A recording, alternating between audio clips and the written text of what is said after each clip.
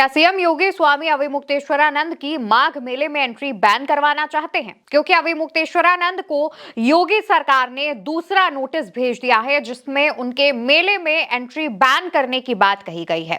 अविमुक्तेश्वरानंद के शिविर के पीछे लगाए गए इस नोटिस में प्रशासन ने आरोप लगाया है कि मौनी अमावस्या वाले दिन पाटून पुल पर लगे बैरियर अविमुक्तेश्वरानंद की तरफ से तोड़ दिए गए और बिना अनुमति बग्घी के साथ संगम की तरफ बढ़ने की कोशिश की गई, जिससे व्यवस्था बिगड़ गई। नोटिस में प्रशासन ने पूछा है कि क्यों ना इस वजह से उनका हमेशा के लिए मेले में प्रवेश बंद कर दिया जाए।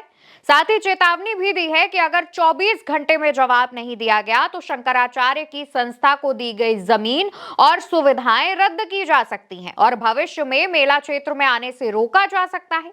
दोस्तों, ये सब सोच समझकर प्री प्लान्ड तरीके से किया जा रहा है, क्योंकि जो दूसरा नोटिस अविमुक्तेश्वरानंद को दिया गया है वो नोटिस 18 जनवरी यानी मौनी अमावस्या के दिन का ही है और इस नोटिस के बारे में अविमुक्तेश्वरानंद को कोई जानकारी नहीं है। आज तक की एक रिपोर्ट के मुताबिक जब अविमुक्तेश्वरानंद से इस नोटिस के बारे में पूछा गया तो वो भी हैरान रह गए और बोले कि हमें तो पता ही नहीं चला कि एक और नोटिस भी दिया गया है। अविमुक्तेश्वरानंद का कहना है कि वो जल्द ही इस नोटिस का जवाब देंगे। अविमुक्तेश्वरानंद के मुताबिक सरकार और प्रशासन के अधिकारी बौखला चुके हैं और नोटिस देकर मौनी अमावस्या के मौके पर हुई इस घटना से लोगों का ध्यान भटकाना चाहते हैं। वहीं अविमुक्तेश्वरानंद के मीडिया प्रभारी का कहना है कि अब सरकार बदले की भावना से कार्रवाई कर रही है। शिविर पंडाल के पीछे प्रशासन ने एक और नोटिस चस्पा कर दिया, वो भी बैक डेट में।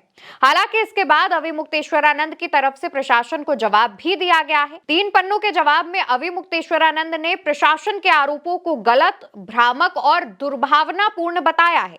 साथ ही जवाब में क्या लिखा है वो हम आपको आगे बताएंगे, लेकिन सोचने वाली बात है कि प्रशासन ने एक ही दिन पर 2 नोटिस दिए। एक नोटिस का जवाब उन्हें मिल गया, लेकिन उसके बावजूद प्रशासनिक अधिकारियों की तरफ से दूसरे नोटिस के बारे में अविमुक्तेश्वरानंद या फिर उनके साथी साधु संतों को नहीं बताया गया। वहीं दूसरी तरफ अविमुक्तेश्वरानंद के साथी साधु संतों का कहना यह है कि प्रशासनिक अधिकारियों ने ये नोटिस बैक डेट में चिपकाई थी, क्योंकि ये नोटिस 18 तारीख का बताया जा रहा है। 24 घंटे का समय इसमें बताया गया था और आज 22 तारीख हो चुकी है। तो ऐसे में सवाल ये उठ रहे हैं कि क्या वाकई प्रशासनिक अधिकारियों ने बैक डेट का नोटिस चिपका दिया है और गुमराह करने की कोशिश की जा रही है। इसको लेकर के भी अविमुक्तेश्वरानंद के जो तमाम समर्थक हैं, जो तमाम साधु संत हैं, उनका कहना यह है कि प्रशासन के अधिकारियों ने पीछे की तारीख डालकर ये नोटिस अभी हाल ही में चिपकाया है। ये भी बातें चल रही हैं और ये भी आरोप प्रशासन पर लगाए जा रहे हैं।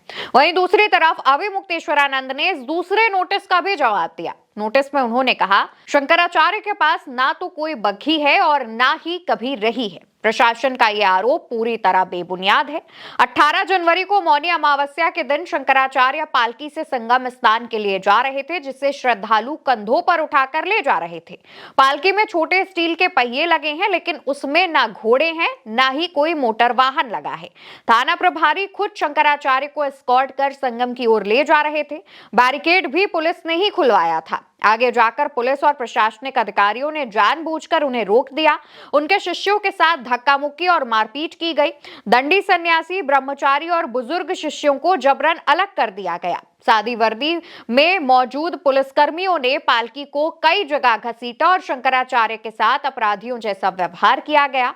एक जगह ढलान पर पालकी छोड़ दी गई, जिससे वो फिसलकर नीचे चली गई। दोस्तों, प्रशासन के भगदड़ फैलाने के आरोप पर अविमुक्तेश्वरानंद की तरफ से कहा गया कि कुछ अधिकारियों ने जानबूझकर अव्यवस्था पैदा की और बाद में उसी का आरोप शंकराचार्य पर डालने की कोशिश की गई।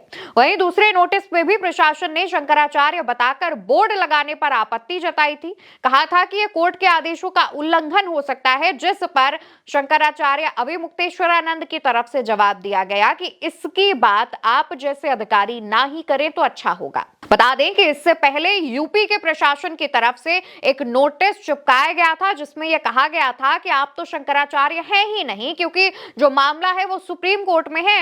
ऐसे में आप खुद को शंकराचार्य कह ही नहीं सकते। जिसके बाद शंकराचार्य ने अपने खुद के सुप्रीम कोर्ट के जो वकील हैं उनको बुलाया, बकायदा माइक से अनाउंसमेंट कराया और उसमें उनके वकील ने बताया कि सुप्रीम कोर्ट ने पट्टाभिषेक करने पर रोक लगाई है, ना कि शंकराचार्य लिखने पर। शंकराचार्य के वकील पीएन मिश्रा का साफ साफ शब्दों में यह कहना था कि सुप्रीम कोर्ट ने खुद अपने आदेश में अविमुक्तेश्वरानंद को शंकराचार्य लिखा है, तो ऐसे में आप कौन होते हैं सवाल उठाने वाले। इससे पहले खुद स्वामी अविमुक्तेश्वरानंद सरस्वती ने प्रशासन के इस नोटिस पर जवाब देते हुए कहा था कि अब ना ही मुझे प्रशासन बताएगा और ना ही यूपी का मुख्यमंत्री ये डिसाइड करेगा कि वो शंकराचार्य हैं या नहीं है, और ना ही इस देश का राष्ट्रपति ये डिसाइड करेगा। दोस्तों, स्वामी अविमुक्तेश्वरानंद सरस्वती के साथ 18 जनवरी को यह घटना हुई थी। उनको स्नान करने से प्रशासनिक अधिकारियों ने रोक दिया था, जिसके बाद अविमुक्तेश्वरानंद सरस्वती नाराज हो गए, अनशन पर बैठ गए, अन्न और जल का त्याग कर दिया। लगातार वो कह रहे थे कि अगर प्रशासनिक अधिकारी आकर कहेंगे कि मुझसे गलती हुई और उसके बाद स्नान करने के लिए कहेंगे तो मैं उनके साथ जाकर स्नान कर लूंगा, लेकिन प्रशासनिक अधिकारी नहीं पहुंचे और यूपी सरकार की तरफ से अब कानूनी मामलों में फंसाने की कोशिश शंकराचार्य अविमुक्तेश्वरानंद को की जा रही है। सबसे अंत में सब लोग यही कह रहे हैं कि हिंदुत्व धर्म की राजनीति करने वाली भाजपा अब खुद अपने हिंदू धर्म के सबसे बड़े गुरु शंकराचार्य अविमुक्तेश्वरानंद के खिलाफ उतर चुकी है। यूपी की योगी आदित्यनाथ सरकार पर तमाम आरोप लग रहे हैं। देखने वाली बात तो यह होगी कि अविमुक्तेश्वरानंद सरस्वती पर और किस किस तरीके के आरोप या फिर उनकी मुश्किलें बढ़ाने का काम यूपी की सरकार और प्रशासन करता है। फिलहाल दूसरे नोटिस का जवाब दिया जा चुका है। पूरे मामले को लेकर आपकी क्या राय है, कमेंट में लिखिएगा और साथ ही चैनल को सब्सक्राइब कीजिएगा। नमस्कार।